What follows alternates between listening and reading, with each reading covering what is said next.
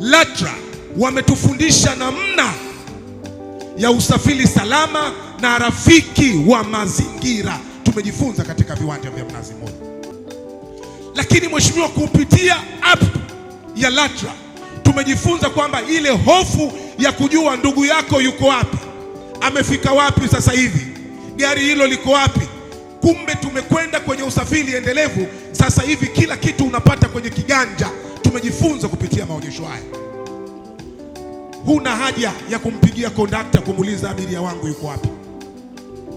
Kila kitu kipo kwenye kiganja. Unaangalia basi lipo, nafasi zipo, linaondoka saa ngapi, liko wapi, limefika saa ngapi. Hii ni kazi kubwa. Nikasema Mheshimiwa Waziri Mkuu, siwezi kukaa nalo hili, lazima nikufikishie na lazima tuwapongeze LATRA. Piga makofi kwa kazi kubwa kwa LATRA.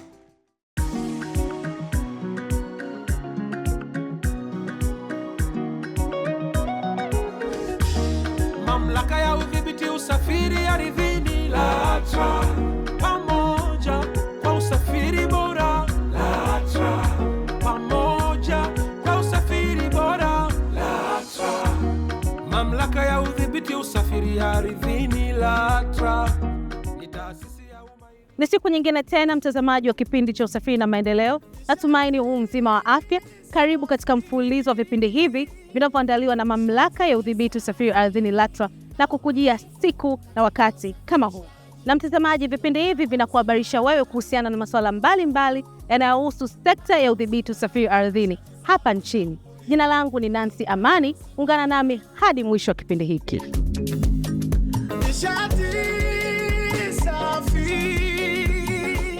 Mtazamaji, na kipindi cha leo ni mwendelezo wa kipindi kilichoangazia usajili wa wahudumu wa vyombo vya moto kibiashara. Na sehemu ya kwanza ya kipindi hicho tuliona namna ambavyo wahudumu wamenufaika na mafunzo yanayotolewa kutoka vyuo vinavyotambulika, na vile namna uboreshaji wa huduma kwenye mabasi imebadilika. Na kipindi hiki tutaona wahudumu wakielezea kwa kina namna wanavyotoa huduma ya kwanza kwa abiria, namna ambavyo wanatunza mizigo ya abiria, na vile namna ambavyo wanahakikisha usalama na usafi wa basi linapokuwa safarini. Tuwatizame wahudumu kutoka kampuni mbalimbali za vyombo vya moto kibiashara wakielezea zaidi. Binafsi yangu, mafunzo ya wahudumu wa mabasi kwa upande wangu mimi naona ni mazuri, kwa sababu kuna vitu mbalimbali tunajifunza, ikiwemo ni kuhudumia abiria, kutoa huduma ndani ya gari, pia kutoa huduma kwa abiria kama kuna changamoto imetokea ndani ya magari. Hivyo binafsi yangu ninawashauri wahudumu wenzangu tukapata haya mafunzo, kwa sababu ni mazuri na yanatusaidia. Wakati tuko shuleni tumejifunza vitu vingi, including kutoa huduma ya kwanza kwa abiria, kuzuia ajali za moto barabarani. Tumejifunza matumizi ya fire extinguisher. Tumejifunza usmart na umaridadi katika kazi zetu, na tumejifunza namna ya kuhudumia wateja wenye moods mbalimbali na namna ya kuhandle watu ambao ni wagonjwa na vitu kama hivyo. Vilevile tumejifunza kuhusu majanga mbalimbali, labda kutokea changamoto ya moto, labda gari limepata ajali, jinsi gani ambavyo abiria anaweza kutumia njia nyingine alternative zaidi ya mlango. Sababu tumejifunza sometimes labda kitokea changamoto kuna ile milango ya dharura ambayo abiria wanaweza kutumia. Labda changamoto ya moto ikitokea kuna fire extinguisher. Nimejifunza vitu vingi sana ambavyo kwangu mimi nilikuwa siwezi na wala kuvijua, na namna kuweza kutatua changamoto mbalimbali ndani ya gari. Kwa kupitia mafunzo yale nimeweza kujua vitu vingi ambavyo vilivyopo ndani ya basi. Kuna vitu ambavyo nilikuwa naviona ndani ya basi vya emergency, ila nilikuwa sijui kazi yake. Lakini kwa kupitia mafunzo ya utoa huduma ndani ya basi nimeweza kujua zile kazi zina namna gani ya kuweza kutumika ndani ya basi. Na vile namna kuweza kutatua changamoto ya abiria endapo atakapokuwa anajisikia hali ya kichefuchefu, namna kuweza kuhandle. Kuna wengine wanajisikia hali ya kichwa kuuma, lakini tumejifunza huwezi kutoa dawa kwa mtu ambaye huwezi jua anatumia dawa ya namna gani. Nishati safi na ubunifu katika usafirishaji ndio mpango mzima. Mtazamaji, kipindi cha Usafiri na Maendeleo kilipata wasaa wa kuzungumza na abiria wa mabasi ambao wamezungumza namna ambavyo wahudumu waliosoma na kusajiliwa na LATRA wameboresha huduma zao, ikiwemo kuvaa nadhifu, kumsikiliza mteja kwa umakini na kutatua changamoto yake, na vile wao wenyewe wahudumu kujiamini wanapokuwa kazini. Elimu imekuwa ni kubwa na huduma za sasa hivi zimekuwa nzuri sana, tofauti na kipindi cha nyuma huko. Sasa hivi utaratibu umekuwa mzuri, kwanza namna ya ukataji wa tiketi, huduma tunazopewa tukiwa tunasafiri. Yaani unajisikia vizuri, unatamani wewe unaendelea tu kusafiri. Kwa hiyo ni wito wangu kwa watu wengine wote, hii ni kazi ya kuheshimika kabisa. Watu hawa wanafanya kazi yani kama watu wengine wanaofanya kazi maofisini huko. Yaani ni kazi ambayo iko planned kabisa, watu wamepangilia mambo yao. Huduma ni nzuri. Lakini nilishuhudia mtu akiwa amekatiwa tiketi, alafu kumbe ile tiketi na mtu mwingine. Alafu wakati ameanza kulalamika kwenye gari, na yule mwingine pia yupo naye analalamika, hii ni siti yangu, hii ni siti yangu. Mhudumu alikuja na akajaribu kusolve kwa wote kwa namna nzuri ambao wote walielewa, kwa sababu aliwaomba, alisema kama itawezekana ukae siti nyingine, lakini nitapunguza malipo kidogo kwa sababu ya usumbufu ambao umetokea. Hiyo nilishuhudia kabisa kwa macho yangu mawili. Ninachokiona by the way, hizi basi ambazo zina wafanyakazi wamepata mafunzo, wanafanya kazi vizuri sana, kuanzia mavazi, wanavyoongea na watu abiria wa ndani, wanavyowahudumia kuanzia maji, soda, kila kitu. Ni watu safi. Alafu gari haina ile kukimbia sana, ulivyopanda ni msafi, unafika Dar es Salaam wewe ni msafi. Na ni watu wanazingatia usafi ndani ya gari.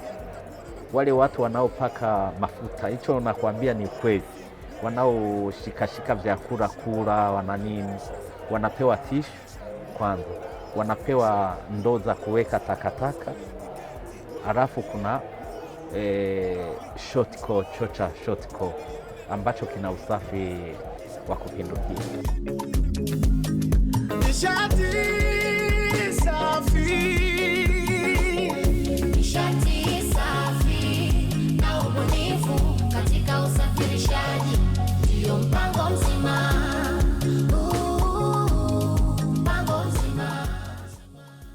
Mtazamaji, wamiliki wa mabasi wamekuwa wakifaidika na mafunzo yanayotolewa kwa wahudumu na waliosajiliwa na LATRA, na miongoni mwa faida hizo ni kuwa na kauli nzuri kwa abiria, ambapo hapo mwanzo wahudumu walikuwa na kauli sio nzuri sana, ambazo zilikuwa zinapelekea hadi kupoteza abiria. Vile abiria wamekuwa wakitunziwa mizigo yao kwa usalama na kwa ufanisi, ambapo hapo mwanzo mizigo ya abiria ilikuwa inapotea, lakini kwa sasa abiria msafiri anakuwa na uhakika mzigo wake utafika na yeye atafika salama. Hii yote ni faida ya kupata mafunzo na kusajiliwa na LATRA. Tumezungumza na mameneja wa kampuni ya mabasi wakielezea zaidi. Kwanza nishukuru serikali kwa kubuni huu mfumo wa kuwafundisha watu kwa makondakta. Kabla ya hapo tulikuwa na uzito kidogo mtu kuelewa ni nini maana ya kuwa na customer care kwenye gari. Kwa mimi kama manager ilikuwa inanipa taabu sana kuwafundisha watu mpaka wajue nini namna ya kuwakea wateja wangu. Lakini kwa kipindi hiki ambacho watu vijana wanasoma, japo kwa ni kwa wiki moja, akiwa wanapokuja wanakuwa wana idea tayari ni nini wanaweza kufanya kwenye gari. Wanakuwa na mahusiano na madereva, wanapata muda wa kuongea na dereva. Kama labda dereva anataka kusinzia, hawezi kusinzia sababu ana mtu wa kuongea naye. Wanakuwa na uwezo wa kujua abiria wao wanahitaji nini na wanaongea na abiria wao vizuri. Mama nipongeze kwa hilo kwa kweli. Wakikutana na watu wa LATRA wanawapa ushirikiano mzuri.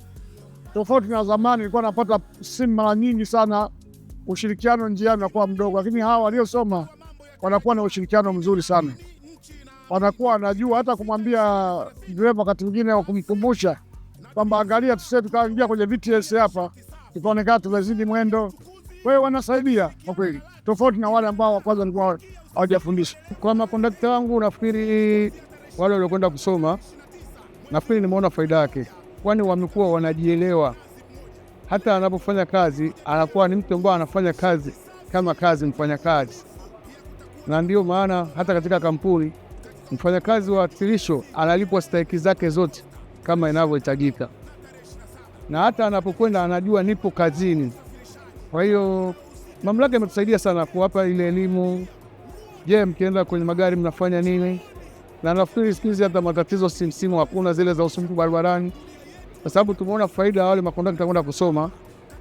Changamoto ambazo makondakta tukutana ambao walikuwa hawajasoma, ilikuwa kuna usibabaifu, mtu anakudanganya hichi kiko hivi, anakudanganya hivi. Lakini sasa hivi wale waliosoma kwa kweli imekuwa kazi, na nafikiri mimi natoa wito hata kwenye makampuni mengine wengi waje waone makondakta waliosoma na wanapofanya kazi kampuni ya wasilisho. Mimi nafikiri hapa wengi wanaona kama university, wanakuja kuoji nini makondakta wangu, utendaji wao, na hata katika utendaji maingizo yetu ya gari yanaonekana kwamba mtu anapoona mimi nataka wasilisho hili. Kwa hiyo mimi nafikiri mamlaka hatuna shida nayo kwenye hilo. Tunawashukuru sana kwa elimu kama juu ya makondakta.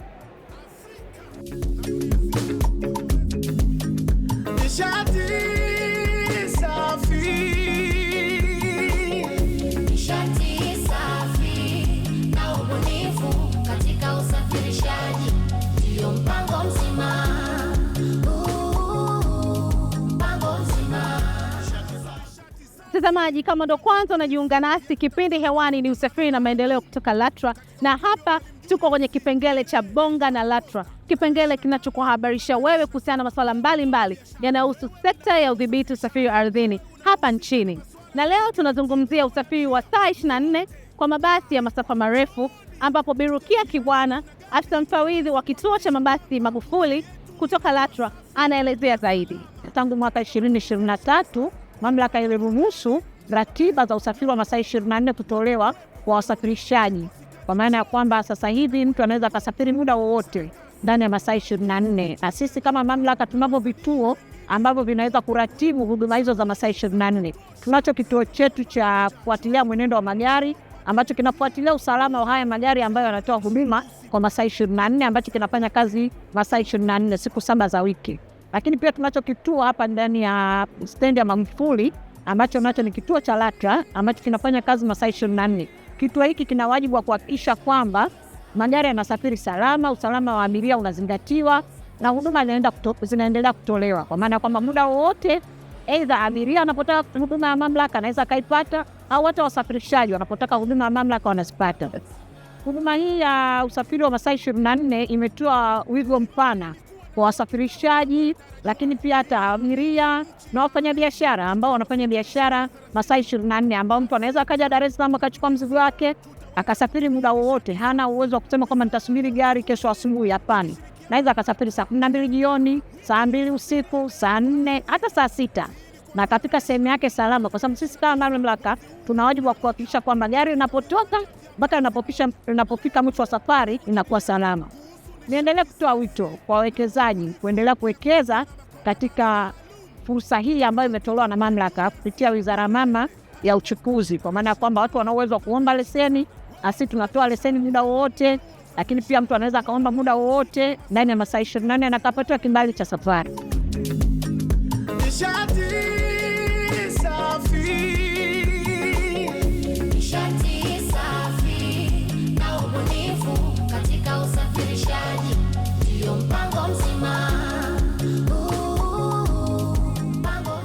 Mtazamaji, unaweza kujiuliza ilikuwaje mpaka LATRA ikaamua kusajili wahudumu wa vyombo vya moto kibiashara? Na hii ni kwa kutaka kuirasimisha kada hii ya wahudumu maarufu kama makondakta, ili kuepukana na kuajiri makondakta kiholela ambao hawajapata mafunzo na kusajiliwa rasmi. Tumsikilize Bwana Augustus Fungo, afisa huduma kwa wateja mkuu kutoka LATRA, akielezea zaidi. Mamlaka imekuwa na utaratibu wa kuwatambua na kuwasajili wahudumu wanaohudumu katika vyombo vya usafiri nchini Tanzania, mpango ambao umeanzishwa kwa lengo la kuboresha huduma zinazotolewa katika vyombo hivyo vya usafiri, kwa maana ya mabasi ya abiria, lakini pia katika treni ambazo tumekuwa tukizitumia hapa nchini Tanzania na vyombo vingine ambavyo LATRA anaweza kuvisimamia kwa mujibu wa sheria ya LATRA. msingi mkubwa au kwa nini tunataka wahudumu waweze kusajiliwa na hatimaye kuendelea kutoa huduma katika vyombo hivyo vya usafiri wanavyovihudumia ni kutokana na historia ambayo tumekuwa nayo. Huduma katika vyombo hivyo vya usafiri imekuwa ikilalamikiwa kwa muda mrefu. Wahudumu wamekuwa wakituhumiwa kutotoa huduma bora kwa wananchi, lakini inapotokea majanga au dharura afanye nini mhudumu katika kuwahudumia abiria. Lakini vile vile kuna matekelezo mbalimbali ya sheria ambayo mhudumu anatakiwa kuyafahamu. Kwa mfano, anapokuwa amepakia mzigo afahamu kabisa mzigo huu ni haramu au mzigo huu ni halali. Lakini vile vile afahamu sheria nyingine ambazo zinadhibiti au anapaswa kuzitekeleza. Kwa mfano, kama anapakia abiria, hawa abiria ni raia wa Tanzania au ni raia wa nchi nyingine. Kwa hiyo kuna masharti mbalimbali yanayopaswa kutekelezwa na mhudumu anayehudumu katika basi la abiria. Lakini vile vile aweze kufahamu vihatarishi. Abiria wenyewe wanaweza kuwa wamesafiri na vitu hatari kwenye basi au kwenye treni. Lakini anaweza pia abiria mmoja akawa anaweza kuwadhuru abiria wengine kwenye chombo cha usafiri. Kwa hiyo huyu mhudumu atajua nini cha kufanya. Lakini katika chombo cha usafiri kuna abiria wazee, kuna abiria watoto, kuna abiria wenye ulemavu ambao wanahitaji huduma maalum. Lakini vile vile mahitaji yale ya ndani ya chombo cha usafiri ambayo yanafanya abiria aweze kujisikia fahari, aweze kupata ile huduma ambayo ameilipia. Kwa hiyo katika kutambua katika hii fani ya wahudumu mara nyingi walikuwa wanapatikana kutokana na yule anayetoa huduma, labda anamtaka tu kwa sababu ni ndugu yake au kwa sababu ni mtu ambaye amekuja kuomba kazi kwa lengo moja tu la kukusanya pesa. Lakini unaweza kusema kwamba uhudumu katika vyombo vya usafiri sio tu kwa sababu ya kukusanya pesa, ni zaidi ya hapo kama nimekwisha eleza. Kwa hiyo kwa utaratibu ambao mamlaka tumejiwekea ni kwamba tuna vyuo ambavyo vimeainishwa kwa ajili ya wao kwenda kusoma. Kwa hiyo baada ya kuwa wamekwenda kusoma wanapewa vyeti na wanatambuliwa na mamlaka inatoa kitambulisho ambacho atakuwa nacho. Kwa utakapokuwa kwenye chombo cha usafiri utamuona mhudumu amevaa kitambulisho chenye jina lake na chenye nembo ya mamlaka, unajua kabisa huyu ametambuliwa. Faida yake ni nini sasa? Kwanza tumeiongezea thamani fani hiyo ya uhudumu. Unaona sasa hivi wanawake wengi sasa wanaingia kwenye hiyo fani. Watu wengi wanatamani kuwa makondakta, wanatamani kuwa wahudumu. Tunaona wale wahudumu kwenye SGR wanavyopendeza, tunaona wale wahudumu kwenye mabasi wanavyopendeza. Kwa hiyo wametambuliwa. Zamani walikuwa hawatambuliwi. Sheria imewatambua, mamlaka imewatambua. Kwa hiyo ni nafasi au ni fursa ambayo natoa rai kwa vijana wengi wa Kitanzania ambao wanataka kwenda kuwa wahudumu kwenye vyombo vya usafiri. Basi hii ndio fursa pekee. Mamlaka tupo hapa kwa ajili ya kukuhudumia. Tunakukaribisha sana sana sana. Tupo tayari kujibu swali lako lolote na kukusaidia katika mchakato mzima wa mpaka utakapofikia kuwa mhudumu ambaye unatambulika na umesajiliwa na LATRA. Tuna wahudumu wengi ambao wamekuwa wanahudumu kwenye vyombo vyetu vya usafiri ambao bado hawajasajiliwa, hawajaenda kusoma na kutambuliwa na mamlaka. Napenda kutoa wito kwa wahudumu hawa ambao tayari tunao katika vyombo vya usafiri waende kusoma ili wapate kutambuliwa na wapate vitambulisho vya LATRA. Lakini wale ambao wako kwenye vyombo tayari vya usafiri wanatoa huduma, wahakikishe kwamba wanatekeleza wajibu ambao wamepewa kwa mujibu wa kanuni ambayo inawataka watoe huduma namna gani kwenye vile vyombo vya usafiri. Lakini pia tunapokuwa kwenye vyombo vya usafiri kama wananchi, tunaweza kukutana na tabia ambayo haipendezi. Aidha mhudumu anaweza kuwa amenyanyasa au amemwacha abiria au amekuwa na mwenendo ambao kimsingi haukubaliki kwa jamii, ikiwemo kuweka mziki au video ambazo zinaenda tofauti na maadili ya Watanzania. Mamlaka tupo kwa ajili ya kupokea malalamiko ya namna hiyo na kuweza kuyatatua.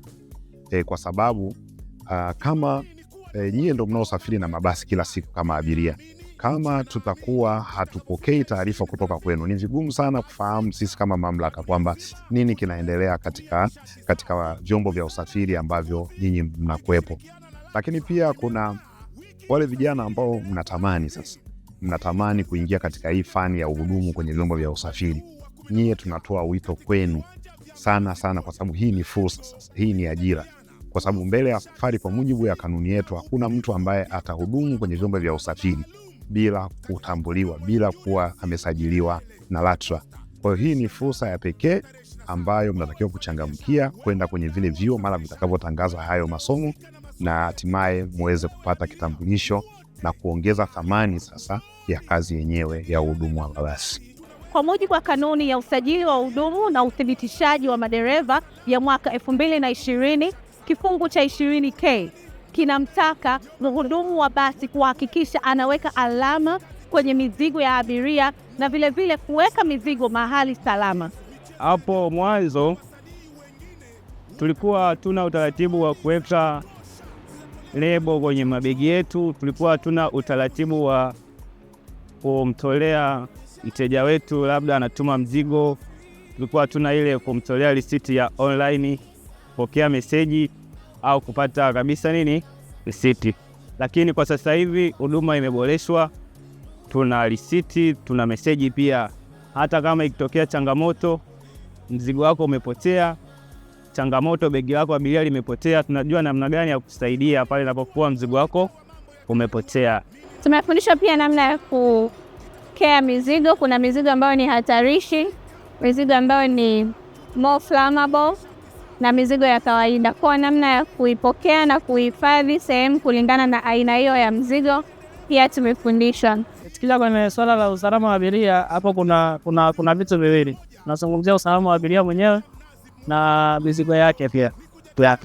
Kwa usalama wa abiria tunakuwa tuna first aid, yani zile dawa za huduma za kwanza ambazo mtu anaweza akaumwa kichwa, let's say akaumwa nini, tunampatia kwa ajili ya kuweza kumpa huduma ya kwanza. Baada ya hapo tukiona kama hali inazidi, basi tutatafuta kituo cha karibu chochote kiliko jirani, basi tunampeleka kwa hospitali. Kija kwenye usalama wa mizigo, tuna boot special kwa ajili ya kuweka mizigo ya abiria. Sisi tuna vituo kama 4. Kwa nikianza safari na kituo njia Pandaimo, Moshi, Boma na Arusha.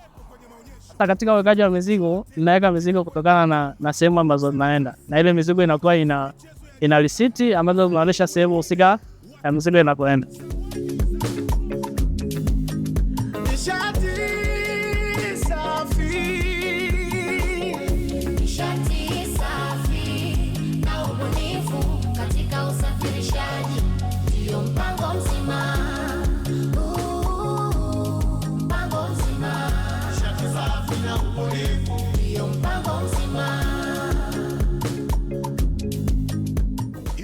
Mtazamaji, hapa tumefika katika kipengele chako pendwa kabisa cha swali la wiki, na nikukumbushe tu unaweza kujishindia zawadi nono kila wiki kutoka LATRA kwa kutazama kipindi hiki cha usafiri na maendeleo. Swali la wiki iliyopita lilikuwa linasema, taja lengo na faida za mafunzo ya afya kwa watumishi wa LATRA.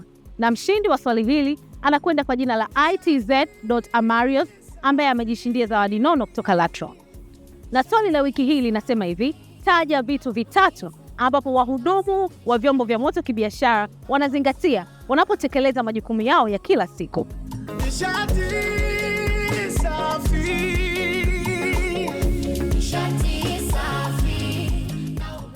Mtazamaji, mwisho wa kipindi hiki ndo matayarisho ya kipindi kijacho. Na kipindi cha leo kimeangazia usajili wa wahudumu wa vyombo vya moto kibiashara, ambapo tumetizama wahudumu hao wakielezea namna ambavyo wanatoa huduma ya kwanza kwa abiria anayepata changamoto ya kiafya, namna ambavyo wanaweka alama kwenye mizigo ya abiria. Vile tumezungumza na viongozi wa makampuni mbalimbali wa mabasi wakielezea faida wanazozipata baada ya kupeleka wahudumu wao kusajiliwa na LATRA na vile kupata mafunzo. Na vile tumezungumza na Bwana Augustus Fungo kutoka LATRA akielezea ni ilikuwaje LATRA ikaanzisha huduma hii ya usajili wa wahudumu.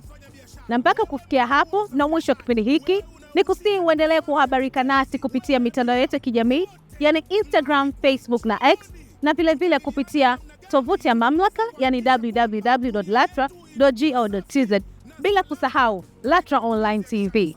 Ulikuwa nami mtangazaji wako Nancy Amani. Nikuage kwa sasa. LATRA, pamoja kwa usafiri bora. LATRA, pamoja kwa usafiri bora. LATRA, mamlaka ya udhibiti usafiri ardhini. LATRA ni taasisi ya... Kama unaamini kama mimi kwamba nishati safi katika usafirishaji ndio mpango mzima. Tunapiga kofi moja moja la kuunga mkono. LATRA wametufundisha namna ya usafiri salama na rafiki wa mazingira. Tumejifunza katika viwanja vya Mnazi Mmoja, lakini mheshimiwa, kupitia app ya LATRA tumejifunza kwamba ile hofu ya kujua ndugu yako yuko wapi, amefika wapi sasa hivi, gari hilo liko wapi. Kumbe tumekwenda kwenye usafiri endelevu. Sasa hivi kila kitu unapata kwenye kiganja. Tumejifunza kupitia maonyesho haya. Huna haja ya kumpigia kondakta kumuuliza abiria wangu yuko wapi. Kila kitu kipo kwenye kiganja. Unaangalia basi lipo, nafasi zipo, linaondoka saa ngapi, liko wapi, limefika saa ngapi. Hii ni kazi kubwa. Nikasema Mheshimiwa Waziri Mkuu, siwezi kukaa nalo hili, lazima nikufikishie na lazima tuwapongeze LATRA. Piga makofi kwa kazi kubwa kwa LATRA.